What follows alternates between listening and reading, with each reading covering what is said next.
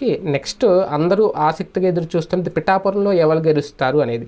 ఈ నేపథ్యంలోనే ఆంధ్రప్రదేశ్ ప్రజలకి, పిఠాపురం ప్రజలకి ప్రత్యేకంగా కృతజ్ఞతలు చెప్పారు పవన్ కళ్యాణ్. ఎందుకు అంటే గతంలో ఎన్నడూ లేని విధంగా 86.63% పోలింగ్ పిఠాపురంలో నమోదైంది. ఖచ్చితంగా ఎంత శాతం నమోదవడానికి కారణం పవన్ కళ్యాణ్ అక్కడి నుంచి బరిలోకి దిగడమే.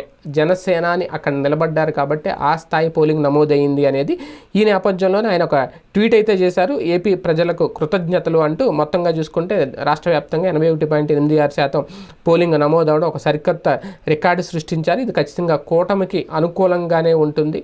కూటమిని గెలిపించడం కోసమే మొత్తం ప్రజలందరూ బయటకు వచ్చి మరి ఓట్లు వేశారు అనేది. ఒక రకంగా ఒక సుస్థిర ప్రభుత్వం, సంక్షేమం, అభివృద్ధి, శాంతి భద్రతల పరిరక్షణ కోసం ఈ ఎన్నికల్లో ప్రజలు పెద్ద ఎత్తున భాగస్వాములు అయ్యారు. అందరికీ ధన్యవాదాలు అంటూ ఒక లేఖ అయితే విడుదల చేశారు. ఆ లేఖ ఇప్పుడు వైరల్ అవుతుంది.